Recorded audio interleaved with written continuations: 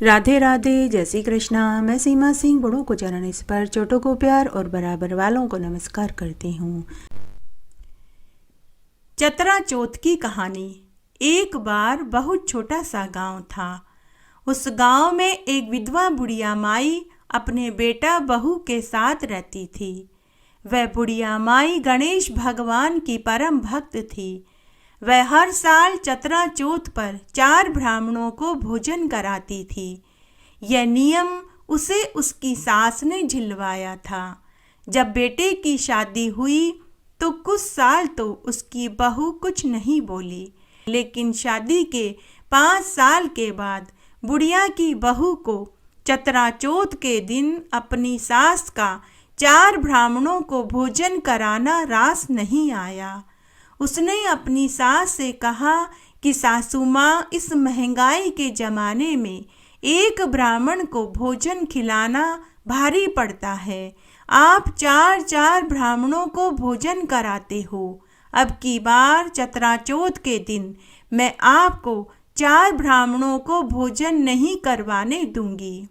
बुढ़िया माई अपनी बहू से बोली कि बहू, यह मेरे नित्य के नियम में शामिल है। जब मैं विवाह होकर इस घर में आई थी, तभी मेरी सास ने चतरा चौथ के दिन मुझे 4 ब्राह्मणों को भोजन कराने का नियम झिलवा दिया था। बुढ़िया माई अपनी बहू से मिन्नतें करने लगी, लेकिन बहू नहीं मानी। बुढ़िया माई अपनी बहू से मिन्नतें करने लगी कि बहू, जब तक मैं जीवित हूँ तब तक मुझे यह नियम निभा लेने दो। मेरे मरने के बाद तुम चाहो तो यह नियम निभाना और न चाहो तो मत निभाना, लेकिन मुझे यह नियम निभाने दो। लेकिन बहू नहीं मानी। तब सास ने एक उपाय सोचा। सास ने बहू से कहा कि बहू, अगर तुम 4 ब्राह्मणों को भोजन नहीं करवाने देना चाहती तो हम 4 छोटे छोटे ब्राह्मण के बच्चों को भोजन करा देंगे। छोटे छोटे बच्चे कितना भोजन कर पाएंगे? यह सुनकर बहू राजी हो गई। तब चतरा चौथ के एक दिन पहले शाम को सासू माँ मंदिर गई। वहाँ मंदिर की सीढ़ियों के पास कुछ बच्चे खेल रहे थे। बुढ़िया माई ने उन बच्चों में से 4 ब्राह्मण के छोटे छोटे बच्चों से कहा कि बच्चों, कल चतरा चौथ है, तुम चारों दोपहर में मेरे घर भोजन करने के लिए आ जाना। तो बच्चों ने हामी भर दी। दूसरे दिन बुढ़िया की बहू ने हलवा पूड़ी सब्जी बनाई और वह अपनी सास से बोली कि सासू माँ, मैं और आपका बेटा मेरे मायके में चतरा चौथ के दिन आज भोजन करने के लिए जा रहे हैं। आने में शाम हो जाएगी। मैंने आपका और 4 बच्चों के जितना हलवा पूड़ी सब्जी बना कर के रख दी है, आप उन्हें खिला देना। बुढ़िया माई ने कहा, ठीक है बहू। इस तरह बुढ़िया की बहू और बेटा भोजन जीमने के लिए चले गए।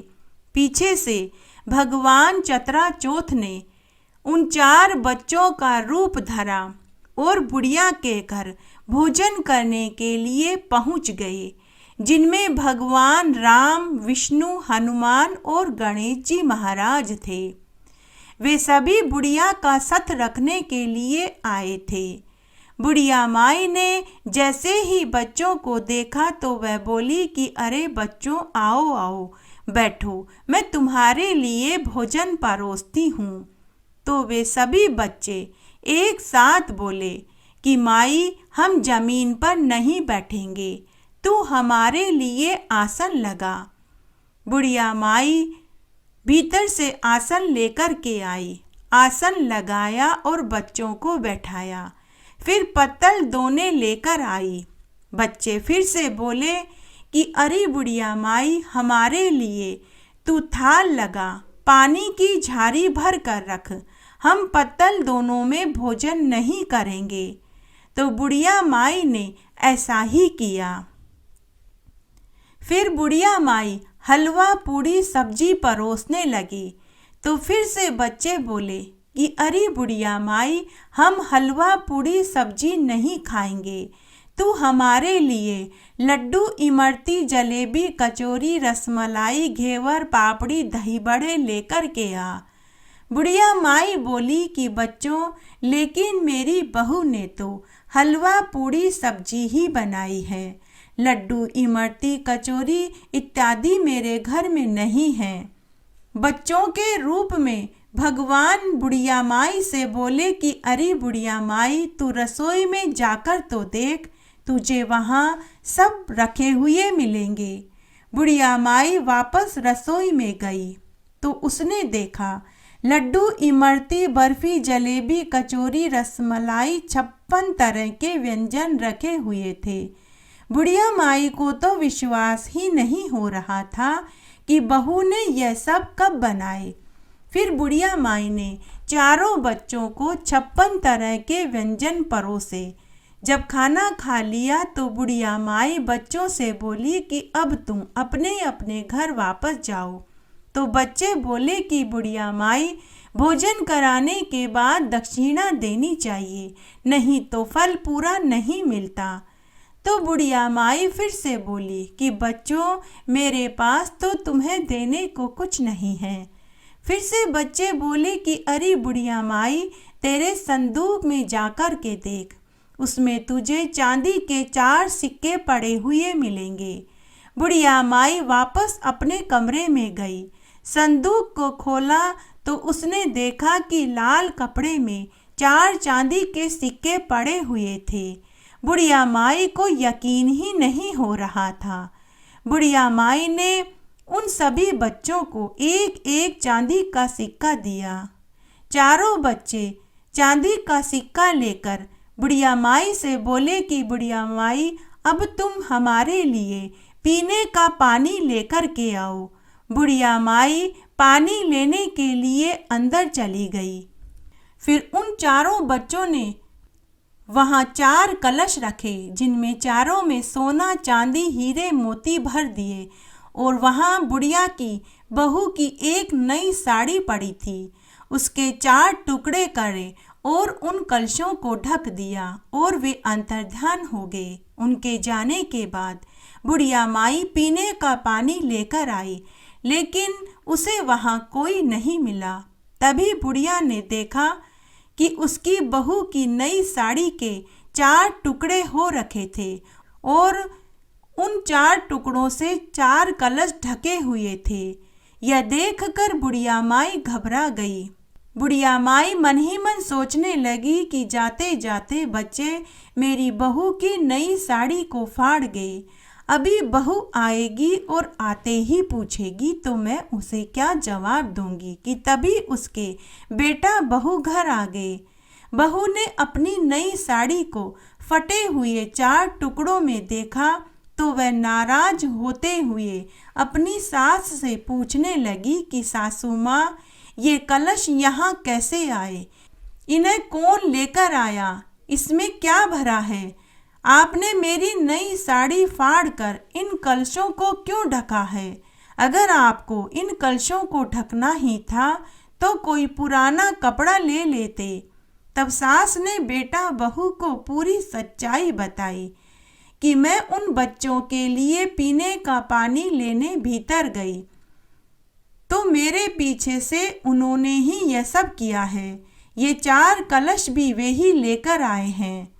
तब सास ने अपनी बहू से पूछा कि बहू, तू तो कह रही थी कि तू बच्चों के लिए हलवा पूड़ी सब्जी बना कर के गई है, लेकिन रसोई में तो 56 तरह के व्यंजन रखे हुए थे, फिर तूने मुझे झूठ क्यों कहा? तो बहू बोली कि सासू माँ, मैं तो हलवा पूड़ी सब्जी ही बना कर के गई थी, 56 तरह के व्यंजन नहीं बना कर के गई। तब सास ने संदूक में 4 चांदी के सिक्के वाली बात बताई। तब बहू सासू से बोली कि सासू माँ, हमारे पास रुपये ही नहीं है तो चांदी के सिक्के कहाँ से आएंगे? तभी बेटा बहू ने चारों कलश पर कपड़ा हटा कर के देखा तो उसमें सोने चांदी हीरे मोती भरे हुए मिले, तो उन्हें महान आश्चर्य हुआ। तब सास ने बेटा बहू से कहा कि वे 4 बच्चे कोई और नहीं स्वयं भगवान ही थे।